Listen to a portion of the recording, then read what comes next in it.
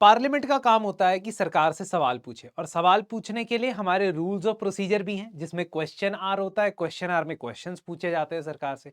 लेकिन Indian express की एक खबर की माने तो ऐसा लगता है कि सरकार कुछ सवालों के जवाब नहीं देना चाहती है। एज पर दिस रिपोर्ट सरकार की तरफ से प्राइम मिनिस्टर ऑफिस से यह कम्युनिकेशन गया है लोकसभा के सेक्रेटेरिएट को कि वो PM cares fund, national defence fund और prime minister national relief fund से जुड़े कोई भी सवाल क्वेश्चन आर के अंदर एंटरटेन ना करें। अब इसकी पुष्टि होनी बाकी है, बट एक्सप्रेस के अंदर, न्यूज़पेपर के अंदर रिपोर्ट छपी, बहुत सारे न्यूज़पेपर्स ने उसे कवर किया और इसके पीछे की जो कहानी है उसको आज समझने की कोशिश करेंगे। Why such a thing is being said by the government, ऐसा क्यों कहा जा रहा है और पीएम केयर्स फंड को लेकर खास तौर पे पहले क्या कंट्रोवर्सी रही है उसके बारे में भी हम समझने की कोशिश करते हैं। तो खबर देखते हैं। खबर यह है कि पीएमओ प्राइम मिनिस्टर ऑफिस जो है वहां से कम्युनिकेशन गया कि 3 फंड्स के बारे में हम क्वेश्चन आर के अंदर सवाल नहीं लेंगे। क्वेश्चन आर के अंदर आपको सवाल नहीं लेना चाहिए। एक है पीएम केयर्स फंड, एक है prime minister national relief fund और एक है नेशनल डिफेंस फंड। तीनों फंड अलग अलग पर्पसेस से, अलग अलग रीजन से, अलग अलग समय बने हैं।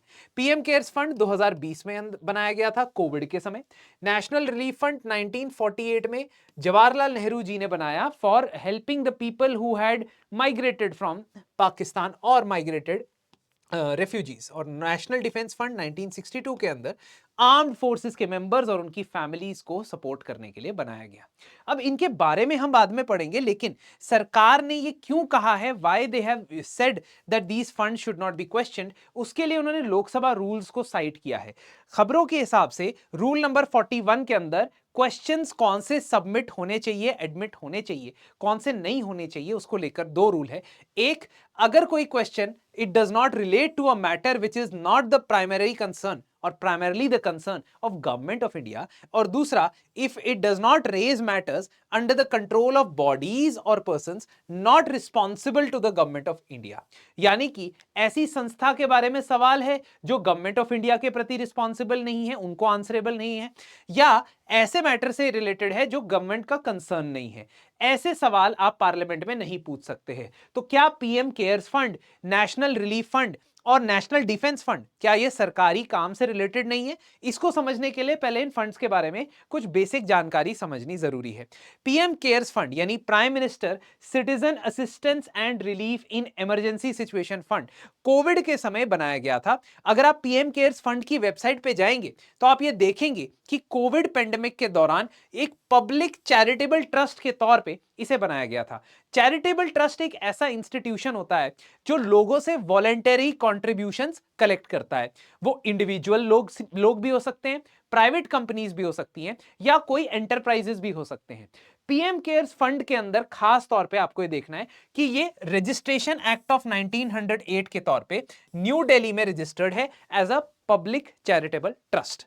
ये जो चैरिटेबल ट्रस्ट है, इसको ये काम दिया गया कि पब्लिक हेल्थ इमरजेंसी या किसी भी और इमरजेंसी के दौरान जनता की मदद कर सके, फाइनेंशियल असिस्टेंस प्रोवाइड कर सके और किसी और टाइप की एक्टिविटी जो इस फंड के ट्रस्टीज डिसाइड करें उसके द्वारा चलाया जाए। अब इस फंड को चलाया कैसे जाता है? इस फंड को चेयरमैन के द्वारा चलाया जाता है जो होते हैं प्रधानमंत्री। इसके अलावा defence minister, home minister, finance minister इसके ट्रस्टीज होते हैं। क्योंकि ये ट्रस्ट है तो ट्रस्ट के अंदर जो ऑफिस होल्डर्स होते हैं वो ट्रस्टीज कहलाए जाते हैं। Prime minister board of trustees के चेयरपर्सन हैं, उन्होंने और भी कुछ लोगों को नॉमिनेट किया है और ट्रस्टी जो है प्रो बोनो कैपेसिटी में इसमें आएंगे, वो सैलरीज अलाउंसेस वगैरह इसमें नहीं लेंगे। इस फंड में वॉलेंट्री कॉन्ट्रीब्यूशंस हैं सिर्फ और सिर्फ इंडिविजुअल्स के, ऑर्गेनाइजेशंस के। पीएम केयर्स फंड की खास बात यह है कि इसमें जो भी आप पैसा देते हो, नंबर 1 कॉर्पोरेट्स के लिए, कॉर्पोरेट के लिए वो कॉर्पोरेट सोशल रिस्पॉन्सिबिलिटी के अंदर आता है। यानी कि जो कंपनीज एक्ट के अंदर आपको अपनी प्रॉफिट का 2% या उस अमाउंट तक का पैसा सोशल रिस्पॉन्सिबिलिटी के लिए स्पेंड करना पड़ता है, वो पीएम केयर्स फंड उसके अंदर शामिल है। दूसरा, आप इनकम टैक्स जब देते हैं तो उसमें पीएम केयर्स में दिया गया पैसा एग्जेम्प्ट होता है। दैट मींस आप उसमें एग्जेम्पशन क्लेम कर सकते हो। पीएम केयर्स फंड खुद अपने कलेक्ट किए गए कॉन्ट्रीब्यूशंस पे कोई इनकम टैक्स नहीं भरता, वो इनकम टैक्स अथॉरिटीज को बस अपना डिटेल दे देता है, अपने अकाउंट्स की डिटेल दे देता है। पीएम केयर्स फंड की खास बात यह भी है कि फॉरेन कंट्रीब्यूशन रेगुलेशन एक्ट के अंदर भी वो एग्जेम्प्ट है, यानी वो फॉरेन से, बाहर से भी डोनेशंस एक्सेप्ट कर सकता है। अब यह भी देखना जरूरी है कि 2011 में PM NRF, national relief fund, इसके बारे में मैं आगे बताऊंगा, उसमें भी फॉरेन कंट्रीब्यूशंस आनी शुरू हुई थी। They are also able to collect foreign contribution. आपसे एग्जाम्स में जरूर ये डिफरेंस का सवाल पूछ सकते हैं और आपको कंफ्यूज कर सकते हैं कि while PM cares fund gets foreign fund, this does not get, PMNRF does not get. ऐसा नहीं है, दोनों में फॉरेन फंड्स आ सकते हैं। पीएम केयर्स फंड के ट्रस्टीज मैंने आपको बताए है ना, और इनवाइटीज भी मैंने आपको बताया। पीएम केयर्स फंड का क्या ऑडिट होता है? क्या वो सीएजी करता है? नो, सीएजी नहीं करता है, उसका ऑडिट एक प्राइवेट इंडिपेंडेंट ऑडिटर करता है। तो 3 साल के लिए तो इसका ऑडिट जो है M S SARC and associates charter accountant को दिया गया। पीएम केयर्स फंड को लेकर जब से बना है तब से कंट्रोवर्सी आती है। पहला सवाल उसके ऊपर यह आता है कि पीएम केयर्स फंड के अंदर या पीएम केयर्स फंड से रिलेटेड क्या हम आरटीआई फाइल कर सकते हैं, राइट टू इंफॉर्मेशन फाइल कर सकते हैं?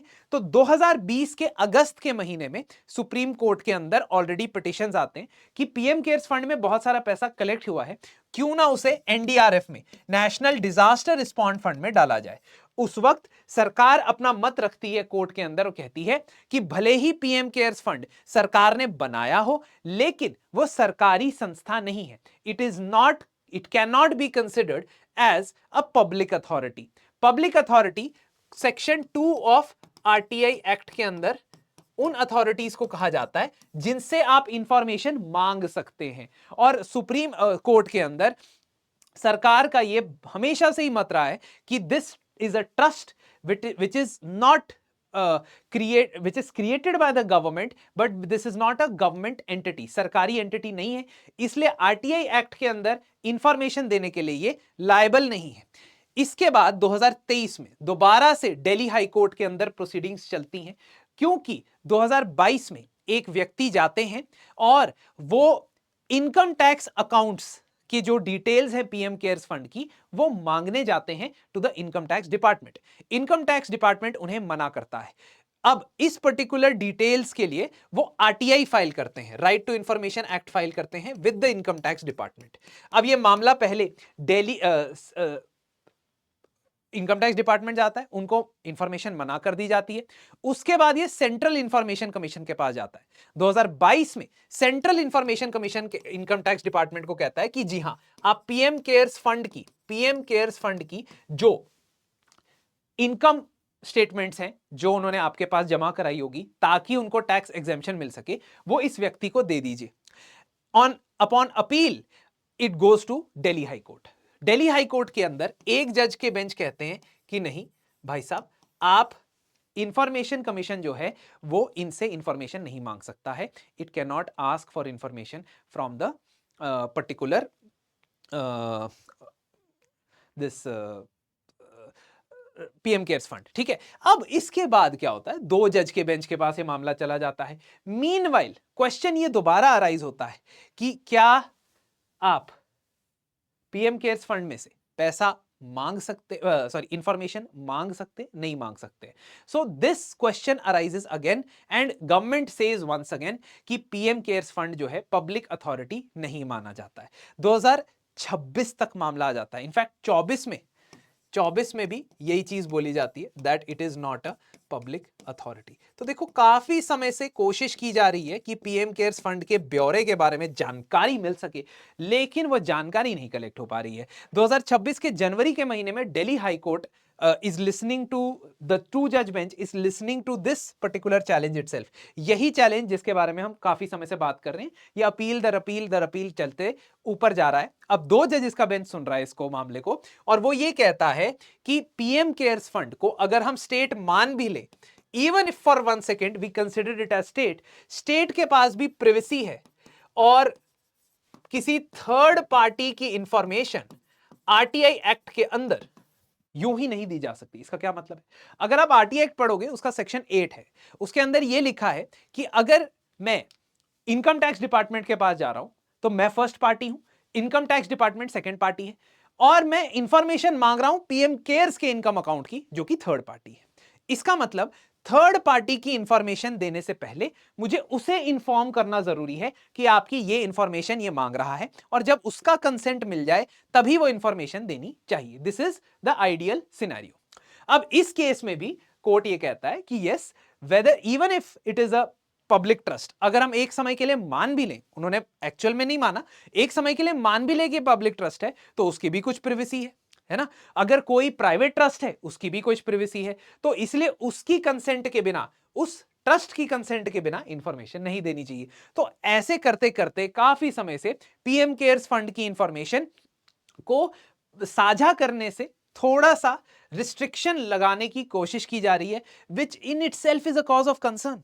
अगर एक ऐसा फंड है जो लोगों की मदद के लिए बनाया गया है, तो उसकी जानकारी हासिल करने के लिए, उसकी जानकारी प्राप्त करने के लिए अगर कोई जा रहा है, so why not allow them at all, है ना। ऐसा क्यों नहीं आप अलाउ कर रहे? इसके पीछे भी थोड़ी सी समझनी पड़ेगी, हमें अंडरस्टैंडिंग लेनी पड़ेगी सरकार की तरफ से भी। Prime minister national relief fund की बात करते हैं। ये एक फंड है जो 1948 में बना था। 1948 के अंदर इस फंड को बनाया गया था for the support of migrant refugees, और उसके बाद ये इंडिविजुअल्स, ऑर्गेनाइजेशंस, ट्रस्ट, कंपनीज, इन सब से कॉन्ट्रीब्यूशंस लेता है। वेरी सिमिलरली ये अब उन जगहों पे काम आता है जहां पे families who are suffering from flood, cyclone, earthquake etcetera, और इसकी जो ट्रीटमेंट, लोगों की कैंसर ट्रीटमेंट, बीमारियां, रेयर डिजीज की ट्रीटमेंट के लिए इसमें से पैसा जाता है। देखो पीएम केयर्स फंड और इसमें बड़ा फर्क ये है कि एक तो इसका of course audit is very similar, इसका भी ऑडिट एक प्राइवेट एजेंसी करती है। बड़ा फर्क ये है कि इसके अंदर पैसा इतना ज्यादा नहीं कलेक्ट होता है। तो अगर आप देखोगे the amount of money that is collected in the national relief fund 2022-23 में, ये 600 करोड़ 500 करोड़ के आसपास है। लेकिन अगर आप पीएम केयर्स फंड का 2023 का अकाउंट देखोगे, 2023 का अकाउंट देखोगे, तो 6283 crore, 6283 crore is the balance as of March 2023। ठीक है, और इसका जो कंट्रीब्यूशन है वो साल दर साल बढ़ता चला आया है, जिसकी वजह से there is a curiosity about this particular fund. PMNRF भी कहां पे खर्चा करेगा, ये प्राइम मिनिस्टर या पीएमओ के तरफ से डायरेक्शन आता है। Same way PM cares fund भी कहां पे खर्चा करेगा, प्राइम मिनिस्टर की तरफ से ये डिसीजन लिया जाता है। ठीक है, PMNRF is also governed by a board of trustees. ठीक है, तो 1948 में ये बना था। एक और फंड जिसके बारे में ये खबर भी आई है, नेशनल डिफेंस फंड 1962 में बना था, welfare of arm forces and dependents. इसकी ना एक एग्जीक्यूटिव कमिटी बनी है जिसमें डिफेंस मिनिस्टर भी बैठते हैं, पर उसके चेयरपर्सन प्रधानमंत्री है। इस नेशनल डिफेंस फंड से बहुत सारी स्कीम्स को इंप्लीमेंट किया जाता है basically. So national defence fund से बहुत सारी स्कीम्स को इंप्लीमेंट किया जाता है, which include scholarship schemes for persons जो आर्म फोर्सेस से हैं, या जो एसपीजी है, सीएपीएफ है, उनके जो बच्चे हैं या उनकी फैमिलीज है, उनको सपोर्ट करने के लिए नेशनल डिफेंस फंड में से पैसा देते हैं। वंस अगेन इसमें भी everything is income tax exempt, है ना, income tax exempt, voluntary contribution से कलेक्ट किया जाता है। और इसमें जो पिछले कुछ समय से पैसा आ रहा है अराउंड 130 करोड़ है, 2025 तक का डेटा अवेलेबल है। But the point you need to understand is कि ना सीएजी का ऑडिट, ना आरटीआई की इंक्वायरी और ना पार्लियामेंट्री क्वेश्चन, अगर हम इन फंड्स के बारे में सवाल नहीं पूछते हैं, तो there is a gap in the function of parliament, to hold the government accountable. Government की अकाउंटेबिलिटी मेंटेन करने के लिए पार्लियामेंट का जो फंक्शन है उसमें थोड़ा सा गैप देखने को मिलता है। 2020 की रिट पिटीशन में भी सुप्रीम कोर्ट ने यह कहा, जैसा मैंने आपको बताया, एनडीआरएफ और पीएम केयर्स में इंटरचेंजिंग ऑफ मनी अलाउ नहीं किया गया। ठीक है, पीएम केयर्स स्टेट डिक्लेयर करने के लिए भी पिटीशन फाइल की गई थी ताकि उससे आरटीआई फाइल कर सके। ठीक है, तो ना तो पीएम केयर्स स्टेट है ना वो पब्लिक अथॉरिटी है, because it's an independent trust. Meanwhile, while technically speaking it may be an independent trust, but parliament में सवाल ना पूछना, आरटीआई एक्ट से इंफॉर्मेशन ना मिलना, सीएजी का ऑडिट ना होना और जुडिशरी का भी इसमें थोड़ा सा डिफेंसिव रोल अपनाना एक क्वेश्चन मार्क रेज करता है, that to what extent the parliament will be able to hold the government accountable for this type of expenditure.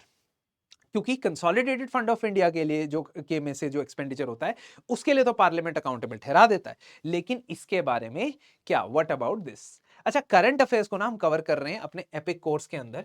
Epic course के अंदर हम सबसे इंपॉर्टेंट की फिल्टर्ड करंट अफेयर्स पढ़ते हैं और उसको लाइव क्लासेस के अंदर कवर करने के बाद कंसाइज नोट्स के थ्रू आपको हैंडआउट्स दे देते हैं, आप वो रिवाइज करो, प्री लिखने जाओ, simple, no complication, no yearly compilation, no monthly compilation, कुछ नहीं, ठीक है। तो you can just go through website for that.